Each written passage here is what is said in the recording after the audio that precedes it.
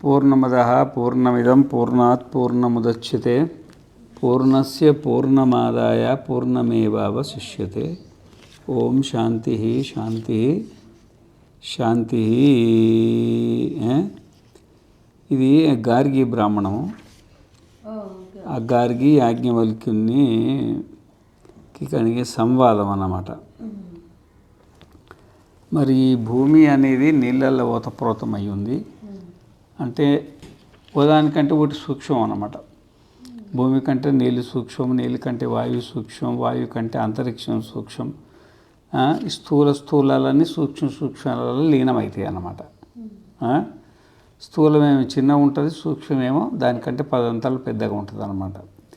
ఈ విధానంలో ఈ 5 భూతాలు పరస్పరం కలిసి ఉత్తరోత్తర వ్యాపక సూక్ష్మ భాగంతో మరియు కారణ రూపంలో ఉన్నాయి. ఇవన్నీ పరమాత్మ కంటే కింద ఉన్నాయి. బ్రహ్మలోకం కిందిది, దానికంటే ప్రజాపతి లోకం కిందిది, దానికంటే ఇంద్రలోకం కిందిది, దానికంటే ఒకటి కిందిది. ఆత్మను వదిలిపెట్టి అన్నీ. ఈ విధంగా ఈ పరమాత్మ కంటే భిన్నంగా ఏ వస్తువు లేదు. పరమాత్మనే ఈ ఆకారంగా మనకు కనబడుతుంది అన్నమాట. సత్యస్య సత్యం అని మనకు ఇంతకుముందు 2వ అధ్యాయం 1వ బ్రాహ్మణ 20 మంత్రంలో వచ్చిందనమాట. సత్యం అంటే ఈ ప్రకృతి అన్నమాట. భూమి కానీ నీళ్ళు కానీ కొంతకాలం ఉంటాయి కదా భూమి, అదనే సత్యం. సత్యస్య సత్యం అంటే ఈ సత్యానికి మరి భూమి కంటే నీళ్ళ ఆయుష్ ఎక్కువ, నీళ్ళ కంటే అగ్ని పెద్దది, సూక్ష్మం ఉంటాయి అన్నమాట. ఈ విధంగా ఈ సత్యానికంటే ఈ ప్రకృతి కంటే కూడా సత్యం అంటే ఈ 5 భూతాలు సత్యాలే అనడంలో మనకి ఎట్లాంటి సందేహం లేదన్నమాట. భూమి ఏమో నీళ్ళల్లా, ఎందుకంటే ఈ భూమి కంటే నీళ్ళు సూక్ష్మము, భూమి కంటే నీళ్ళు 10 అంతలు పెద్ద, దాంట్లో ఓతప్రోతమై. ఆ నీళ్ళు ఏమో వాయువులు ఓతప్రోతమై ఉన్నాయి. మళ్ళీ అగ్ని అనేది మధ్యలో లేదు, ఎందుకంటే అగ్ని అనేది సపరేట్గా మనకేడ కనబడదు. భూమి సపరేట్గా కనబడుతుంది, నీళ్ళు సపరేట్గా కనబడుతుంది. అట్లా అగ్ని సపరేట్గా ఎక్కడైనా కనబడుతుందా? కనబడతలేదు. అది భూమిలో నీళ్ళల్లో ఉందన్నమాట. భూమిలో దాక్కొని ఉంది, నీళ్ళల్లో దాక్కొని. నీళ్ళల్లో ఉండేదాన్ని బడబాగ్ని అంటారు. భూమిలో ఉండేదాన్ని ఇప్పుడు కట్టెలు మంట పెట్టినామనుకో బయటకు వస్తుందా రాదా? మరి దాంట్లో ఉందా లేదా? అట్లా భూమిలో ఎన్ని పదార్థాలు ఇప్పుడు కుర్చీ ఉంది, ఇవన్నీ ఉన్నాయి, ఈడ గుడ్డ ఉంది, మంట పెట్టి బయటకు వస్తుందా రాదా? అవి ప్రత్యేకంగా అగ్ని అనేది నీళ్ళని కాకుండా భూమిని కాకుండా ప్రత్యేకంగా లేదు. భూమి నిండా అగ్ని ఉంది, నీళ్ళ నిండా అగ్ని ఉంది. నీళ్ళల్లో ఉండే అగ్నినేమో బడబాగ్ని అంటారు. ఏమంటారు? బడబాగ్ని. ఇక భూమిలో ఉండే అగ్నికి చాలా పేర్లు ఉన్నాయి, అర్థమైందా? ఈ సపరేట్గా లేదు కాబట్టి ఈ అగ్నిని వదిలిపెట్టి గాలిలోకి వెళ్ళిపోయాడు. ఈ భూమి నీళ్ళల్లో ఓతప్రోతమై ఉంటే ఈ నీళ్ళు వాయువులో ఓతప్రోతమై ఉన్నాయి. అంటే ఏంటంటే ఈ భూమిలో ఉండే అగ్ని నీళ్ళల్లో కలిసిపోయింది, నీళ్ళలో ఉండే అగ్ని వాయువులో ఓతప్రోతమై ఉందన్నమాట. ఈ విధంగా ఓతప్రోత భావాన్ని చెప్పిండనమాట. అట్లా చెప్పడంలో ఎట్లాంటి దోషం కూడా లేదు. అగ్ని ప్రత్యేకంగా ఉన్నదని సిద్ధి చేయడానికి వీలు పడదు. ఇప్పుడు భూమి ఉన్నదని సిద్ధి చేయొచ్చు, ఇదో భూమి అన్నీ తీసుకొచ్చి చూపించు. ఆ విధంగా ఇవి నీళ్ళు ఉన్నాయని సిద్ధి చేయొచ్చు. ఆ విధంగా అగ్ని ఉందని తీసుకొచ్చి చూపిస్తావా చేతుల? లేదు. అది ఉంటే భూమిలో ఉంటుంది, ఉంటే నీళ్ళల్లో ఉంటుంది అన్నమాట. ప్రత్యేకంగా ఇట్లా అగ్ని ఉన్నది అని, ఇట్లా భూమి ఉన్నట్టు నీళ్ళు ఉన్నట్టు అగ్ని ఉన్నదని ప్రత్యేకంగా మనం సిద్ధి చేయడానికి వీలు పడదు. కాబట్టి డైరెక్ట్ వాయువులోకి ఓతప్రోతమై ఉన్నట్టు చెప్పబడ్డది అన్నమాట. అయితే మరి ఆ వాయువు దేంట్లో ఓతప్రోతమై ఉన్నది అని అమ్మగారు అడిగింది గారికి. అంటే అంతరిక్ష లోకంలో ఇవన్నీ పంచీకరణమైనవి. ఒక దాంట్లో ఒకటి ఉన్నాయి, ఇవన్నీ ప్రత్యేకంగా లేవు, పంచీకరణమైనవి. ఇప్పుడు భూమి, నీళ్ళు, అగ్ని, గాలి, ఆకాశం ఎన్ని?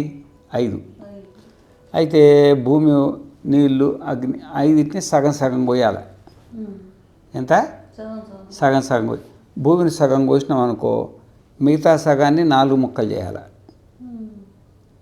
మిగిలిన సగం ఉంటుంది కదా, 4 ముక్కలు చేసి మిగతా వాటిల్లో కలపాలి. అంటే ఒక ముక్క నీళ్ళల్లా, ఒక ముక్క అగ్నిలా, ఒక ముక్క గాలిలా, ఒక ముక్క ఆకాశంలా. అర్థమైందా? ఇప్పుడు మిగతా నాలుగిట్ల కూడా భూమి ఉందా లేదా? ఉన్నది. ఆ విధంగానే నీళ్లు చెరిసగం పోయాలి. చెరిసగం కోసి సగం ఉంది కదా, ఆ సగాన్ని 4 ముక్కలు చేసి మిగతా వాటిల్లో కలపాలి. అంటే ఒక ముక్క భూమిలా, ఒక ముక్క అగ్నిలా, ఒక ముక్క గాలిలా, ఒక ముక్క ఆకాశంలా. వాటిలో అన్నిట్లో నీళ్ళు ఉన్నాయా లేవా? ఆ విధంగానే అగ్నిని కూడా 2 ముక్కలు చేయాలి. 2 ముక్కలు చేసి ఒక సగం ముక్కను 4 ముక్కలు చేయాలి. 4 ముక్కలు చేసి మిగతా వాటిలలో కలపాలి. అంటే ఒక అగ్ని ముక్కనేమో భూమిలా, ఒక అగ్ని ముక్కనేమో నీళ్ళల్లా, ఒక అగ్ని ముక్కనేమో గాలిలా, ఒక అగ్ని ముక్క ఆకాశంలా. అన్నిట్లో ఉన్నాయా లేవా? ఆ విధంగానే గాలిని కూడా 2 ముక్కలు చేయాలి. 2 ముక్కలు చేసి ఒక ముక్కను పక్కన పెట్టి ఇంకొక ముక్కను 4 ముక్కలు చేయాలి. 4 ముక్కలు చేసి మిగతా వాటిలల్లో ఒక్కొక్క ముక్క కలపాలి. అంటే భూమిలో ఒక వాయువు ముక్క, నీళ్ళలో ఒక వాయువు ముక్క, అగ్నిలో ఒక వాయువు ముక్క, ఆకాశంలో కూడా ఒక వాయువు ముక్క. ఇప్పుడు అన్నిట్లల్లో మళ్ళీ అన్ని వాయువు కూడా వచ్చింది కదా. ఆ విధంగానే ఆకాశాన్ని కూడా 2 ముక్కలు చేయాలి. చేసి ఒక ముక్కను పక్కన పెట్టి ఇంకో ముక్కను 4 ముక్కలు చేయాలి. 4 ముక్కలు చేసి మిగతా వాటిలల్లో కలపాలి. అంటే ఒక్కొక్క ముక్క, ఒక ఆకాశం ముక్క వచ్చి భూమిలో, ఒక ఆకాశం ముక్క వచ్చి నీళ్ళల్లో, ఒక ఆకాశం ముక్కను అగ్నిలో, ఒక ఆకాశం ముక్క గాలిలా. ఇప్పుడు అన్నిట్లో అన్నీ ఉన్నట్టుగా, అన్నిట్లో అన్నీ ఉన్నట్టు, అన్నీ కలిసినాయి అన్నమాట. పంచీకరణం అయినందువల్ల పరస్పరం ఒకదాంట్లో ఒకటి కలిసి ఉన్న ఈ పంచభూతములే అంతరిక్షంలో ఉన్నాయి. ఈ పంచభూతాలు అంతరిక్షంలో ఉంటాయి. ఈ అంతరిక్ష లోకాలు కూడా గంధర్వలోకాలలో, గంధర్వలోకాలు ఆదిత్యలోకాలలో, ఆదిత్యలోకాలు చంద్రలోకాలలో, చంద్రలోకాలు నక్షత్రలోకాలలో, నక్షత్రలోకాలు దేవలోకాలలో, దేవలోకాలు లోకాలలో, ఇంద్రలోకాలు విరాట్ శరీరానికి ఆరంభకాలైన భూతపూర్వ ప్రజాపతి లోకంలో. అంటే ఇంద్రలోకాలు ప్రజాపతి లోకాలలో మరియు ప్రజాపతి లోకాలు బ్రహ్మలోకాలలో ఓతప్రోతమై ఉన్నాయి. సృష్టి ఇక్కడ వరకు ఆగిపోలేదన్నమాట. ఆడదాకా పోయింది. ఏడాక బ్రహ్మలోకాల దాకా. ఈ ఒకదానికంటే సూక్ష్మం, ఓ దానికంటే పెద్ద దాంట్లో చిన్నవి కలిసిపోయి బ్రహ్మలోకం పెద్దది అన్నిటికంటే బ్రహ్మలోకాలు. బ్రహ్మాండానికి ఆరంభకాలైన భూతాలను బ్రహ్మలోకాలని అంటారు. ఈ బ్రహ్మాండానికి ఆరంభకమైన భూతాలు ఉంటాయి కదా, అది బ్రహ్మలోకాలు అన్నమాట. ఈ అన్ని లోకాలలో సూక్ష్మత యొక్క హెచ్చుతగ్గులను బట్టి క్రమంగా ప్రాణుల యొక్క ఉపభోగానికి ఆశ్రయమనగా శరీర ఆకారంలో పరిణతాలై ఈ పంచభూతాలే పరస్పరం కలిసి ఉంటాయి. ఈ విధంగా ఈ పంచమహాభూతాలే బ్రహ్మలోకాలను మొదలుకొని భూలోకాలం వరకు పరస్పరం కలిసి శరీరాలు తయారవుతాయి. భూలోకంలో భూలోక శరీరం తయారవుతుంది, వరుణలోకంలో వరుణలోక శరీరం తయారవుతుంది, అగ్నిలోకంలో అగ్నిలోక శరీరం తయారవుతుంది, వాయులోకంలో వాయు శరీరం తయారవుతుంది, గంధర్వలోకంలో గంధర్వ శరీరం తయారవుతుంది. ఈ మాదిరిగా అన్ని లోకాలలో శరీరాలన్నీ పంచభూతాలు పరస్పరం కలిగి స్థూల సూక్ష్మ విధానంతో అన్ని శరీరాలు తయారవుతాయి. ఇవి ఎందుకు తయారవుతుందంటే మన ప్రారంధం అనుభవించడానికి. మన ప్రారంధం అనుభవించాలి కదా. మన ప్రారంధం అనుభవించాలంటే దానికి శరీరం ఉండాలిగా. శరీరంలో కూర్చొని సుఖ దుఃఖాలు అనుభవించాలి. మరి ఈ బ్రహ్మలోకాన్ని మొదలుకొని పృథ్వీ వరకు ఇవన్నీ ఏం చేస్తాయంటే నీ ప్రారంధాన్ని బట్టి ఆయా లోకాలలో ఆయా శరీరాలు తయారవుతాయి శరీరం కోసం. అందువల్ల ఇవి బహువచనాన్ని పంచుకుంటాయి. ఇవన్నీ బహువచనం అన్నమాట. అన్ని లోకాలు కదా అన్నీ. ఇప్పుడు ఇది భూలోకం. భూలోకంలో నీ లోకం నీదే, నా లోకం నాది. అందువల్ల అవి బహువచనాన్ని పంచుకుంటాయి. ప్రత్యేకంగా వేరైనప్పటికీ ఇవి ప్రత్యేకంగా వేరే, లోకం వేరే, బ్రహ్మలోకం వేరే, పరస్పరం వేరే అయినప్పటికీ ఇవన్నీ కలిసి ఉన్నాయి. దేవతలు మనం అందరం కలిసే చేయాలి కదా. అందరు పరస్పర సంబంధాలు ఉన్నాయన్నమాట. అందువల్ల బహువచనంతో పిలువబడతాయి. దానికి గారికి సరే మంచిది, మరి ఆ బ్రహ్మలోకాలు దేంట్లో ఓతప్రోతమై ఉన్నాయి? ఒక ప్రశ్న వస్తుంది కదా. అయితే ఈ ప్రశ్నకు యాజ్ఞవల్కుడు అంటాడు, నువ్వు అడగబోడు అని ప్రశ్న వేస్తున్నావు. నువ్వు ఇట్లా అడిగేది న్యాయంగా లేదు, ఇది అన్యాయంగా ఉంది. ఈ ప్రశ్న గురువు దగ్గరికి పోయి ఒక గురువును స్వీకరించి ఆయన దగ్గర శిష్యరికాన్ని పొంది శుశ్రూషలు చేసుకుంటూ ఆ గురువుగారు ఉపదేశిస్తే నేర్చుకునేది విద్య. ఇది ఇది శాస్త్రగమ్యమైన దేవత. ఇది శాస్త్రగమ్యం అంటే గురువు అన్న. ఆ గురువు చెప్పే విద్యను మరి నువ్వు అనుమానంతో అడగబోకు. నువ్వు అనుమానంతో ఇవంతా ఇంతకుముందు అడిగింది ఏంటంటే అనుమాన ప్రమాణం. భూమి కోటి ఆధారం ఉండాలి కదా, నీళ్ళే ఆధారం. నీళ్ళ కోటి ఆధారం ఉండాలి కదా, వాయువే ఆధారం. వాయువు కోటి ఆధారం ఉండాలి కదా, అంతరిక్షమే ఆధారం. అంతరిక్షం ఆధారం ఉండాలి కదా. ఇక మిగతా లోకాలు మనకేమైనా కనబడుతున్నాయా? ఇంకా ఇట్లా అనుమాన ప్రమాణం చేత ఉదాహరణ కోటి ఆధారం ఉండాలని ఈ భూలోకాన్ని మొదలుకొని బ్రహ్మలోకం వరకు కూడా అనుమానంతో ఊహించుకొని మనం మాట్లాడుకున్నాం. కానీ ఈ దేవత అనుమానంతో దొరికేది కాదు, అనుమాన ప్రమాణంతో దొరికేది కాదు. అనుమానం అంటే అనుమానానికి కొన్ని ప్రమాణాలు ఉంటాయి. అనుమానం అంటే దానికి పక్షము, సాధ్యము, హేతు, ఉదాహరణ, ఉపనయ, నిగమనాలని 5 ఉంటాయి. ఎన్ని ఉంటాయి? 5 ఉంటాయి. ఈ 5 కూడా బుద్ధి విషయాలు. ఇవి కూడా బుద్ధి విషయాలు. ఆత్మబుద్ధికి అందదు కదా, దాన్ని బుద్ధితో తెలుసుకోవాలా అని అనుకోవడం తప్పన్నమాట. బుద్ధికి జాగ్రత్త విషయం అవుతుంది, బుద్ధికి స్వప్నం విషయం అవుతుంది, బుద్ధికి సుషుప్తి విషయం అవుతుంది.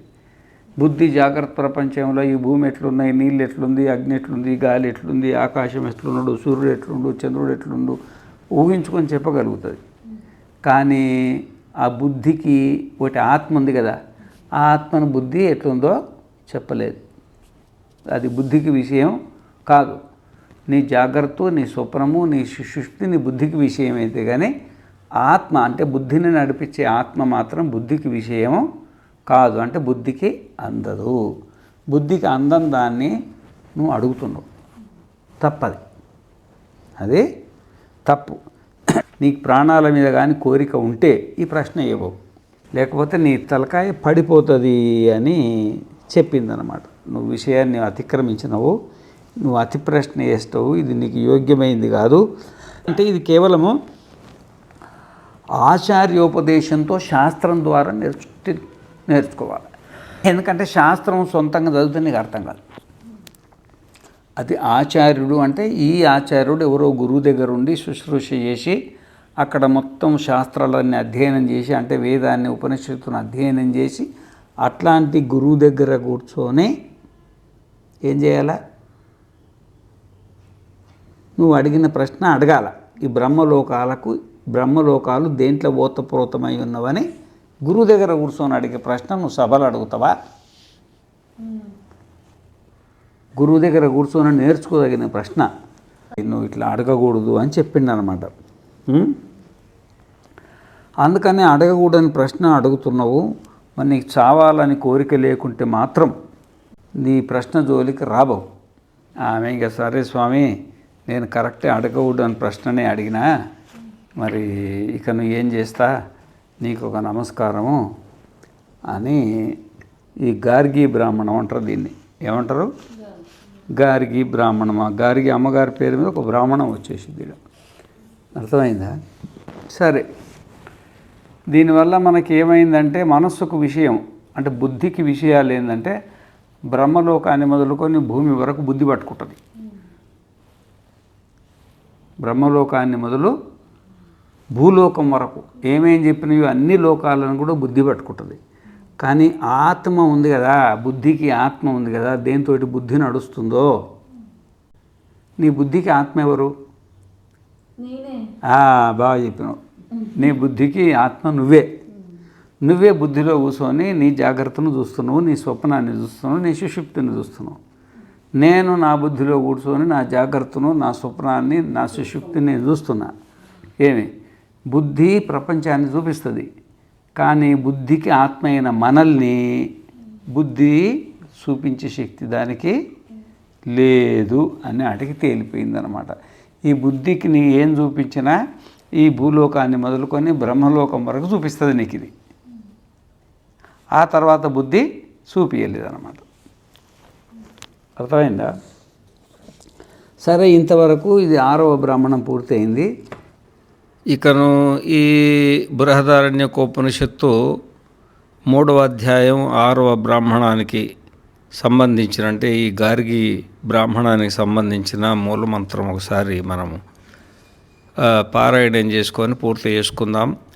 అతహైనం గార్గి వాచక్నవీ పప్రచ్ఛ యాజ్ఞవల్కేతి హోవాచ యతితగుం సర్వం అప్సు ఓతంచ ప్రోతంచ కస్మిన్ను ఖలు ఆపః ఓతశ్చ ప్రోతశ్చేతి వాయౌ గార్గీతి కస్మిన్ను ఖలు వాయుః ఓతశ్చ ప్రోతశ్చేతి అంతరిక్షలోకేషు గార్గీతి కస్మిన్ను ఖలు అంతరిక్షలోకాః ఓతాశ్చ ప్రోతాశ్చేతి గంధర్వలోకేషు గార్గీతి కస్మిన్ను ఖలు గంధర్వలోకాః ఓతాశ్చ ప్రోతాశ్చేతి ఆదిత్యలోకేషు గార్గీతి కస్మిన్ను ఖలు ఆదిత్యలోకాః ఓతాశ్చ ప్రోతాశ్చేతి చంద్రలోకేషు గార్గీతి కస్మిన్ను ఖలు చంద్రలోకాః ఓతాశ్చ ప్రోతాశ్చేతి నక్షత్రలోకేషు గార్గీతి కస్మిన్ను ఖలు నక్షత్రలోకాః ఓతాశ్చ ప్రోతాశ్చేతి దేవలోకేషు గార్గీతి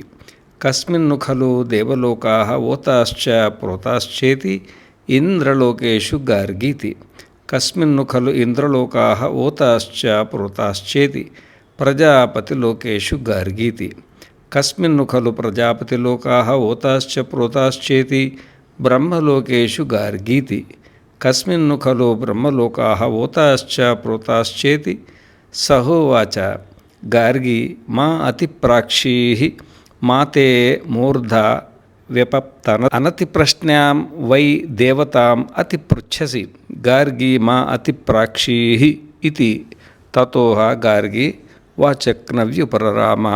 పూర్ణమదః పూర్ణమిదం పూర్ణాత్ పూర్ణముదచ్యతే పూర్ణస్య పూర్ణమాదాయ పూర్ణమేవావశిష్యతే. ఓం శాంతి శాంతి శాంతి.